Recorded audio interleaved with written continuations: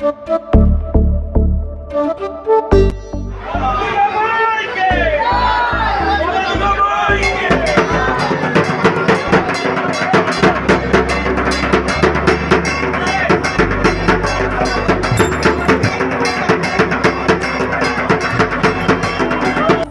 আরও একটা টাটকা পুজোর আপডেট নিয়ে চলে এসেছি তোমাদের সামনে বন্ধুরা। সো আজ যে পুজোটার খবর তোমাদের সামনে বলবো, সেই পুজোটা কলকাতার মানচিত্রে অন্যতম সেরা হেরিটেজ পুজো, সেরা সনাতনী পুজো। এরম একটা পুজো যেটা মনে হয় না পুজো প্রেমীরা কখনো মিস করেছেন বলে। এই পুজোটার মধ্যে আলাদাই একটা ফিল আছে, যার জন্যে এত দূর দূরান্ত থেকে বহু মানুষ এই মণ্ডপ দর্শন করতে আসে প্রতি বছর। ইয়াস বন্ধুরা, আমি কথা বলছি none other than the iconic Ekdalia evergreen দুর্গাপুজোর ব্যাপারে। একডালিয়ার পুজোর ব্যাপারে যতই বলা হোক না কেন কম পড়বে। এই পুজোটার এতটাই জনপ্রিয়। প্রতি বছর বিশাল একটা সুন্দর কোনো মন্দিরের আদলে নির্মাণ করা মণ্ডপ, সাথে থাকে বিশাল একটা ঝাড়বাতি, সুন্দর সুসজ্জিত লাইটিং প্রদর্শনী প্রতি বছর মানুষের মধ্যে আলাদা একটা উন্মাদনার সৃষ্টি করে এই পুজো। অ্যান্ড বলাই বাহুল্য, প্রতিমা সৃষ্টিকর্তা নান আদার দেন এইবারের পদ্মশ্রী সম্মানে ভূষিত শিল্পী শ্রী সনাতন রুদ্রপাল মহাশয়। ওনার হাতের জাদুতেই একটা অসাধারণ সনাতনী প্রতিমা প্রতি বছর দেখতে পাওয়া যায়, যার রূপ দর্শনে আমরা আপামর বাঙালি মুগ্ধ। এক কথায় অনবদ্য সৃষ্টি। তাহলে সব মিলিয়ে বলাই যায় একডালিয়া এভারগ্রিন চ্যাম্পিয়ন পুজো ছিল, আছে অ্যান্ড থাকবে। অ্যান্ড আজ সেই পুজো তাদের খুঁটি পুজোর মধ্যে দিয়ে দুর্গোৎসবের শুভ সূচনা করতে চলেছে। সবটাই তোমাদের সামনে তুলে ধরবো। তো বন্ধুরা, তোমরা দেখতেই পেলে আমি কালীঘাট মেট্রোতে নেমে ওখান থেকে মূল পুজো প্রাঙ্গণের দিকে এলাম। তো তোমরা সঙ্গেই থেকো, আশা করি নিশ্চয়ই এই ভিডিওটা তোমাদের ভালো লাগবে।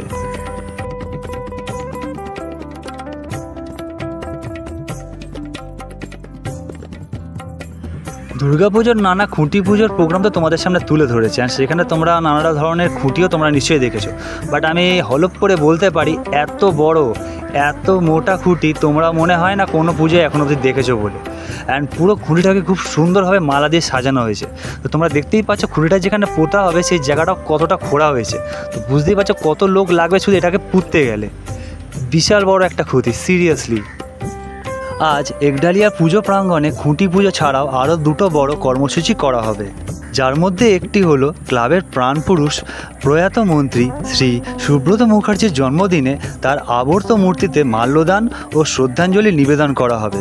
তাছাড়াও এবছর পদ্মশ্রী সম্মানে ভূষিত একডালিয়া এভারগ্রিনের ক্লাবের প্রতিমা শিল্পী শ্রী সনাতন রুদ্রপালের সম্বর্ধনা যাপন অনুষ্ঠানও পালন করা হবে।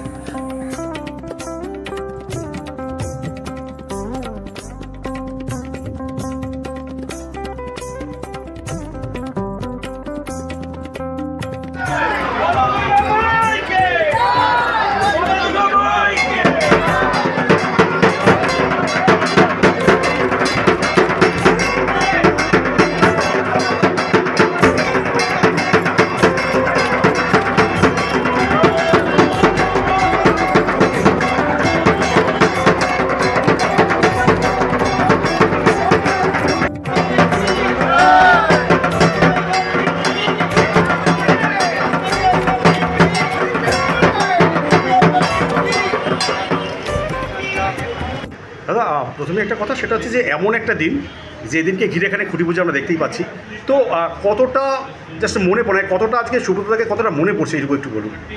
বিষয়টা হচ্ছে যে 2021 সালের 4 নভেম্বর কালী পুজোর দিন সুব্রত মুখার্জি আমাদের ছেড়ে করে গেছে। কিন্তু এখনও সুব্রত মুখার্জিকে আমরা মনে করি তিনি দৈনন্দিনই আমাদের কর্মের সঙ্গে যুক্ত, নির্দেশ দিচ্ছেন এইটা কর সেইটা কর, এখনও পর্যন্ত আমাদেরকে ছেড়ে চলে যায়নি। ওনাকে বিশেষভাবে মনে রাখার জন্য পশ্চিমবঙ্গে যারা দুর্গা পুজো করে অনেকেই আজকাল দেওয়া যায় গেছে খুঁটি পুজো আমরাও করতাম, কখনো দোল পূর্ণিমার দিন, কখনো রথযাত্রার দিন, বিভিন্ন অনুষ্ঠানে করি। তা আমরা ক্লাব থেকে সিদ্ধান্ত নিই যে সুব্রত মুখার্জির জন্মদিনটাকে যদি আমরা খুঁটি পুজোর দিন হিসেবে উদযাপিত করি, ওনার জন্মদিনও পালন করা হবে আর খুঁটি পুজোও হবে, তা সেটাকে আর কি নিয়েই সারা বছরটা থাকতে পারবো। সেই জন্যই 2022 সাল থেকে আমরা এই 14ই জুনটাকে বেছে নিয়েছি। হয়তো মানুষের একটু কষ্ট হয় উইকডেজে আসতে, কিন্তু আমরা তো আর জন্মদিনটাকে পাল্টাতে পারবো না। হ্যাঁ, সেই হিসেবেই ওনাকে স্মরণ করে এইটাকে করা। আমরা এমন একটা মন্দির বা কোনো বেলশ্বরী মন্দির, লক্ষ্মী মন্দির আমরা ঘুরেছি। এবছর পুরীর মন্দির হচ্ছে, এবছর পুরীর মন্দিরের আদলে জগন্নাথ ধাম হবে, তার মধ্যে ঠাকুর প্রতিষ্ঠা হবে। তাহলে কবে থেকে শুরু হচ্ছে মোটামুটি মণ্ডপ?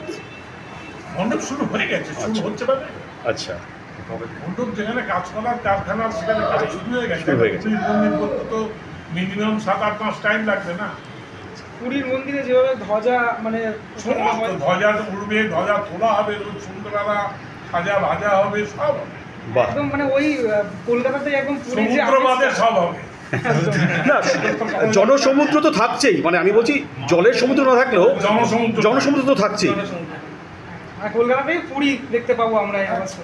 Thank you. মোটামুটি কত হাইট আপনারা সো বন্ধুরা, এই ছিল এবছরের একডালিয়া এভারগ্রিনের খুঁটি পুজোর বিশেষ কিছু মুহূর্ত। আশা করি তোমাদের নিশ্চয়ই ভালো লেগেছে। সো আর কিছুদিনের মধ্যেই মণ্ডপ নির্মাণও শুরু হয়ে যাবে। দেখতে দেখতে যদিও এখনও 100 দিনের মতন বাকি আছে, বাট শুধু সময়ের অপেক্ষা। অ্যান্ড এর মাঝে প্রস্তুতি হোক কি ঠাকুরের এক্সক্লুসিভ লুক হোক, সবটাই তোমাদের সামনে তুলে ধরবো। অ্যান্ড পুজোর নানা খবর জানার জন্যে আমার চ্যানেলটা অবশ্যই সাবস্ক্রাইব করো, অ্যান্ড ভালো লাগলে লাইক করো, অ্যান্ড অনেক শেয়ার করো। আবার দেখা হচ্ছে পরের কোনো ভিডিওতে। ভালো থেকো, ধন্যবাদ।